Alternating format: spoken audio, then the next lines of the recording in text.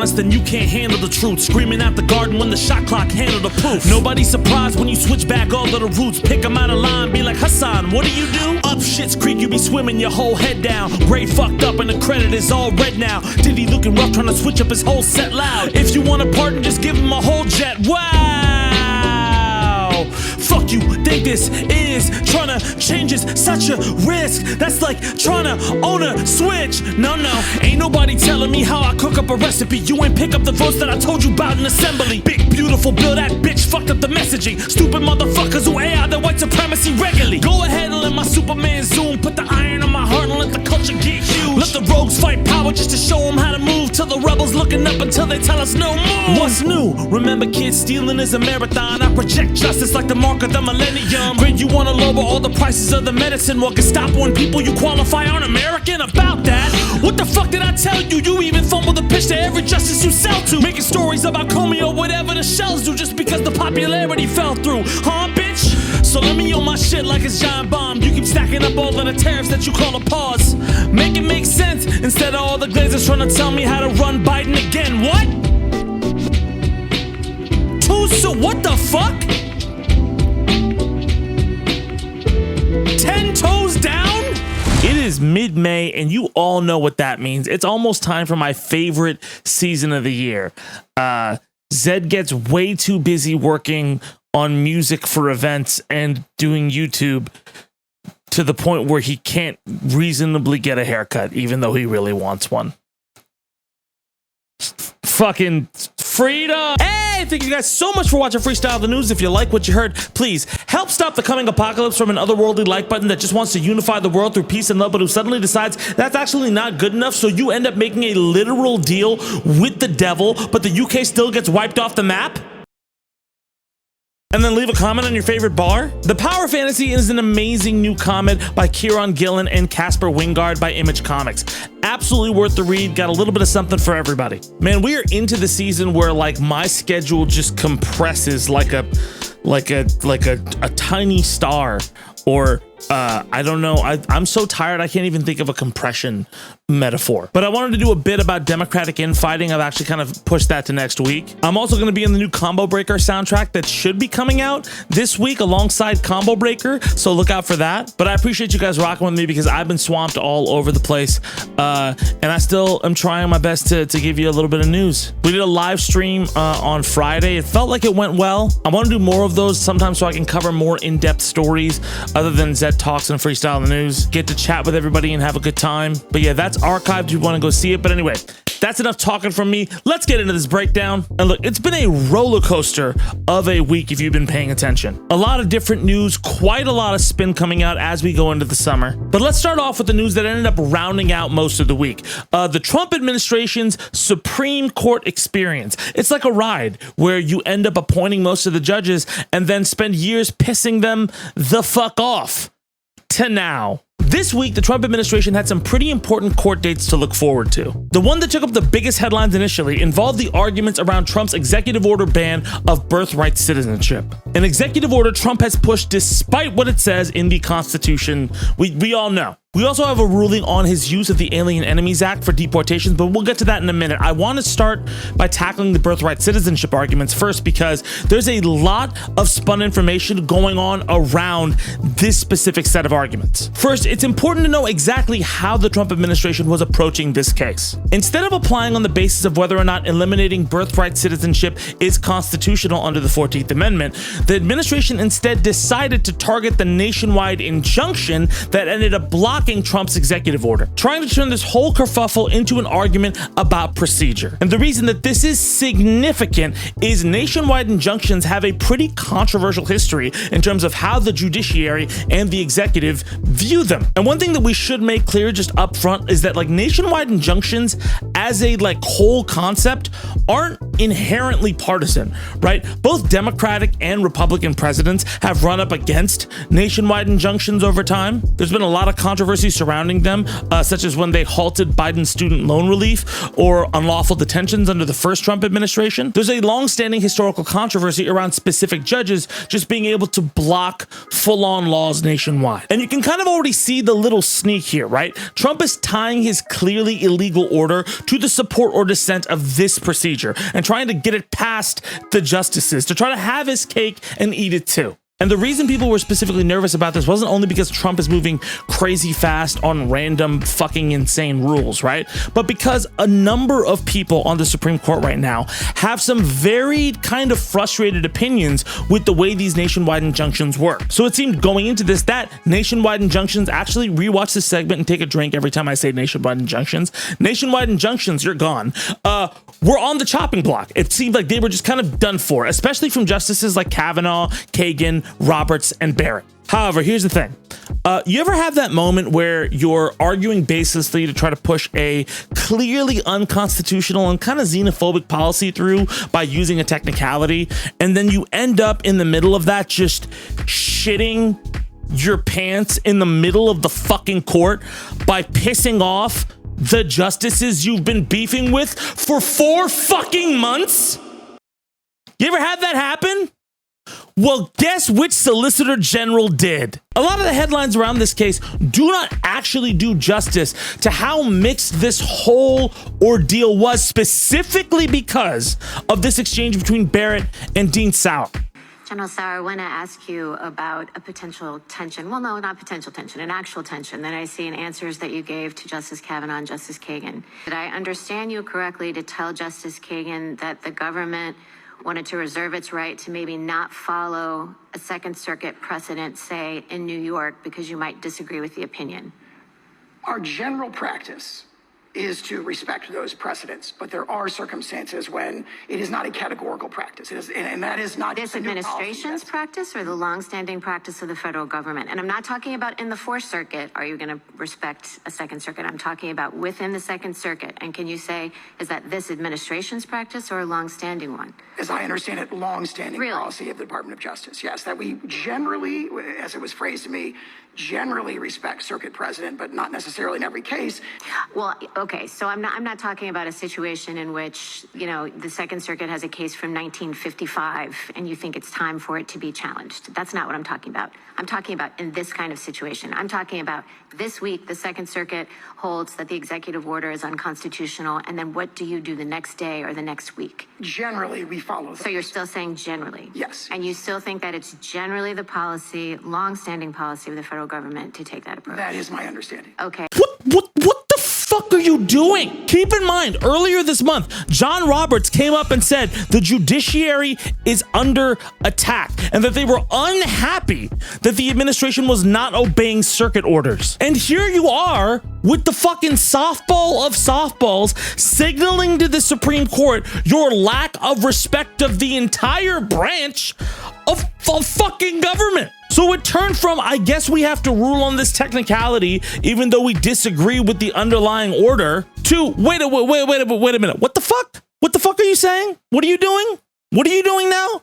What'd you say about us? And look, there's still plenty of skepticism from people like John Roberts and Brett Kavanaugh about nationwide injunctions. Take another shot. But also, there were some pretty clear indications that the justices do not like Donald Trump's interpretation of the 14th Amendment around birthright citizenship. And they're also pretty upset about his lack of respect for that precedent, which is a little ironic with the Dobbs decision. But let's stick to the topic. That's kind of the nuance that most of the headlines that reported on these arguments kind of missed as they reacted to the story. Many of them framing it as if the justices were just 2 steps away, just baiting their breath to give Trump an infinity gauntlet and a get out of injunctions free card. You don't have to drink on that one, but you have to like sip. Many experts say that there is a chance that the justices could limit nationwide injunctions, take another shot, but also separately uphold birthright citizenship at the same time. Kind of like, oh, you thought you were being fucking smart, didn't you?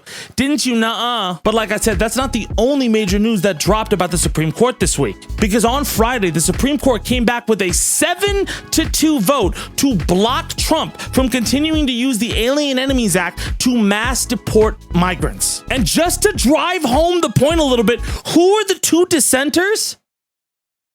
What did I fucking say? This is a huge blow to the admin, especially with what it's signaling with the other case as well. And while the decision is currently a stopgap, right, as the case continues in the lower courts, it's still a big W for current detainees. So now it goes to an appeals court to clarify if the president is able to legally use that act to deport immigrants, as well as how much notice should be given. Because the court also took issue with the fact that the administration only gave a 24-hour notice to immigrants without directions on how to exercise due process rights to contest that removal. Sometimes they would give that notice in a language that the detainees couldn't even fucking speak. The court also criticized U.S. District Judge James Hendricks, who failed to stop the act in the first place. And as for my feelings on all of this, look, these are, in many ways, major setbacks to the administration's goals, but they aren't surefire checkmate scenarios to these specific issues. They do signal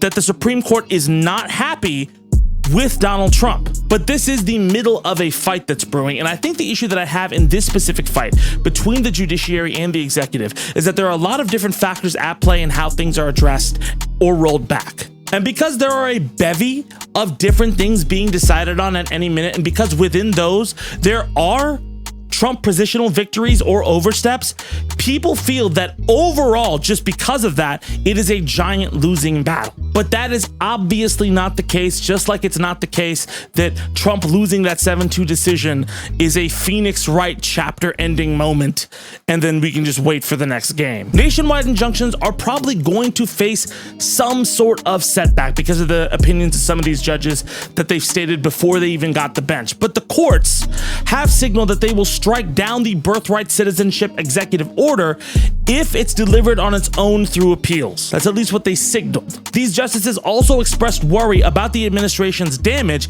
and ignorance of court orders, which suggests they may rethink also rolling back those injunctions. Half a shot. As for the Alien Enemies Act, 7-2 is a pretty fucking wide margin for a conservative majority Supreme Court. Suggests they are frustrated with the overreaches of the executive here. But overall, we're going to have to wait to see where this goes.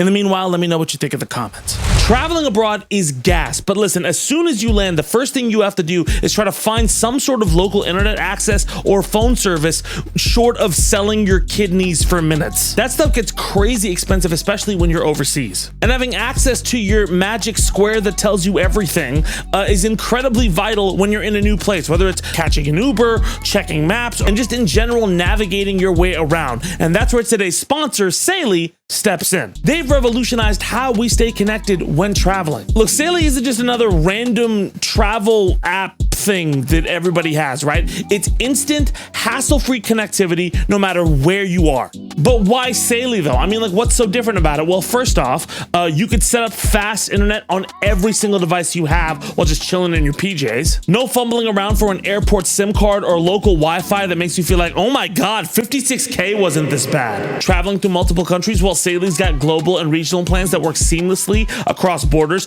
over 180 countries with coverage and 8 regions, so you always have reliable access to service. Why is Saily a traveler's best friend? It's quick to set up, works on multiple devices, 24/7 customer support, plus it's dual SIM compatible, eSIM friendly, and they'll refund you if your phone isn't compatible with their system. It's mad easy. Just download the Saily app today or scan the QR code on screen and use code ZED at checkout for 15% off. That's my name. So if you love traveling, if you're tired of bleeding money just to get any sort of connection abroad, and if you like my cool rap news show commentary thing, hit that QR code on screen or go to Saily.com/Zed, enter in the code ZED, and get 15% off Saily today. All right. Back to the breakdown. But anyway, let's move on to Nintendo's new end user license agreement. Fun! For the past decade, amongst Nintendo's fairly high marks with the Switch, there's been more and more general controversy brewing around the console giant's reputation. Higher prices, litigiousness, thinking that Mario is in any way better than Sonic. You're just wrong. You're just wrong. But anyway, amongst all that, on May 7th, Nintendo ended up making some broad changes to its end user license agreement, promising some fairly extreme solutions to things Nintendo has just had quibbles with in the past. The equivalent of seeing a mosquito and then reaching for a bazooka. So in terms of what this thing targets, let's start with mods right out the gate. So from jump, the EULA states you can't publish, copy, modify, reverse engineer, lease, rent, decompile, disassemble, distribute, offer for sale, or create derivative works for the Switch or the Switch 2. Now, obviously that covers pirating reasonably, but it also, yes, does include modification or emulation for games, even if you own the game. Emulation part is understandable though, given the very real leaks that happened with Tears of the Kingdom, which sent Nintendo into a Liam Neeson-like state where they hunted down every Switch emulator known to humankind. But in terms of modding, look, I know Nintendo is old-fashioned, but mods specifically have become a storied culture within gaming, bringing new life to classic games and creating entirely new IP sometimes that dominate everything. Hi, Dota. What's up, League of Legends? But another serious part of this agreement that caused a huge amount of controversy was the report that the EULA allowed Nintendo to brick your console if they found any modifications. Obviously, that is an insane escalation and rightfully caused a lot of people to panic, going like, what the fuck is going on? But listen, I looked into this, and just to be clear, the agreement states that if Nintendo finds digital assets that are modified there without their consent, they can deactivate those assets. So essentially, if you modify one of their specific products, right, they won't brick your console, but they can revoke the game license to that product. That's not necessarily better when it comes to acceptance of mods, but it's not the bricking of a console thing that we were all worried about. Now listen, the US agreement does have something that could be considered a clause that lets them brick your console, but it's mainly if you tamper with the Nintendo account services in a way that compromises those services. So like changing it so you like get access to like free games, or you can mess with licenses, or compromising the Nintendo account in ways that actually do hurt the underlying Nintendo business, like with far-reaching consequences. And obviously they have the customary new thing that is you waive your right to sue us as soon as you touch this. Look, it's a common thing now with a lot of different console companies, like you can't sue them. But for Nintendo specifically, this is adding on to the criticism they've just been facing recently, right? Like, for example, keeping prices high on mainline games, which for the record has locked accessibility of those titles off to new players who can't necessarily afford it. I mean, as of May 15th right now, a new copy of Mario Kart 8 is still $55, right? There are other games that have come out this year that are less than that. Claire Obscure, which is gonna be fucking game of the year probably. But if you think 55's bad, the new Mario Kart World for Switch 2 is $80. We've talked about this. Fucking $80. That is a crazy jump. But even with that, and the $450 price tag on the Switch 2, the Switch 2 pre-orders still sold out the instant they were put up. But look, that's how I feel about all this. Nintendo to me has always been two companies, right? The corporate, very rigid, I will never change company, like we do things like this, we want things like this, we're very protective of it, it has to be in this, but in this way, and you have to deal with it like this. And the everybody can play, we built your childhood memories, we value you, and you just do go, be merry, be free, open up your mind and think differently and enjoy this. It's a good time. Yay! The latter always seemed to be the one primarily in control, but as of late, the pendulum's been swinging a bit. But I think a lot of that corporate saber rattling needs to be pulled back, especially with the prices in the Liam Neeson takedown of somebody who added a fucking Goku skin to Smash Brothers or something. And I also think if you're really upset and you're chirping online about how, oh, the Switch 2 is really bad, then actually vote with your wallets instead of paying lip service to it. I mean, if you want a Switch 2, clearly you're going to buy a Switch 2, but if you're about it, then you should be about it and not just talk. And look, I think the Switch 2 looks like a great console. I do think it's expensive, but I also think it can be a really good time from what I've been hearing. But in addition to that, I also believe being draconian about modding and aggressive about it too doesn't really live up to that family-friendly, everybody is here and can play reputation you like to give off. Let me know what you think in the comments. If you can't tell, I'm wearing a different outfit because this is an addendum to the story I recorded yesterday because some news broke. Now, originally I was going to talk about Original Sin, the new tell-all book by Jake Tapper and Axios' Alex Thompson. The book explores a lot of Joe Biden's actions during the 2024 elections, the reports about his cognitive decline, why it took so long for him to drop out. But just to give you the baseline take on what I would have said on all that yesterday, Yes, I think it's true that Joe Biden did accomplish a lot with the infrastructure bill and a bunch of other things. And I do think that during 2020, he was the best poised to beat Donald Trump. I will also say that he is old, and to act like he is not old or elderly, around 80 years old is a little disingenuous. And it should not be controversial to talk about candidates' ages and their cognitive ability. I know some people are ableist and try to act in bad faith around these things, but in good faith, we should be able to have these conversations. And I was ready to run that story, honestly, until I had to delay the show, and I got a notification on my phone that Joe Biden just tested positive for prostate cancer. That's obviously horrible news to hear. Biden's cancer has a Gleason score of 9, grade group 5, which means it's very aggressive, more likely to spread. And then we also got news today that it has spread and metastasized to his bones. And look, throughout the day, you had a lot of people wishing him well, including Donald Trump, who wrote him well wishes on Truth Social, although I do feel like a PR team composed that tweet, but the sentiment is there. But let me just state the obvious very quickly. Number one, fuck cancer. They're saying the cancer is hormone-based, so it is manageable, but again, it's an aggressive form of this cancer, and that is a fucking really, really scary thing. So they're discussing treatment options right now, and cancer treatment is still very, very taxing on people, even if it is manageable. So I'm sending as many well wishes as I can to Joe Biden. Number two, while there are many bad faith actors who will be ableist about Biden's age, news like this, right, is what a lot of people who are arguing in good faith have been talking about. The presidency is an incredibly stressful,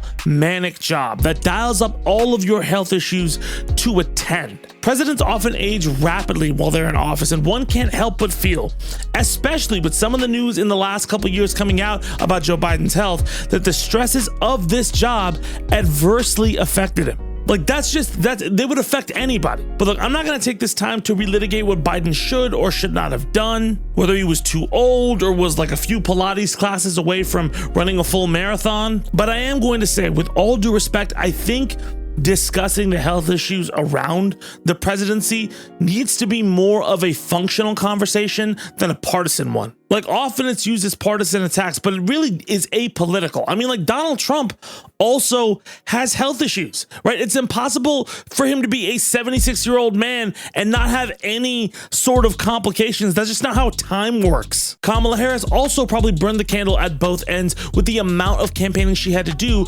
jumping in so late into the race. So listen, this shouldn't be about let's get another piece of ammo to help disqualify our opponent from office. No. This should be about what can we do to not only equip people for the most stressful job in the world, but how do we take on the impossible task of mitigating the health issues that come with the presidency so that we also benefit? It's not great if somebody's coming into work exhausted all the time, but it's somewhat of the nature of the job. And I don't think that's a question that's going to be solved anytime soon, but I think it's one that we should start asking soon. But in the meantime, I'm wishing Joe Biden a speedy recovery.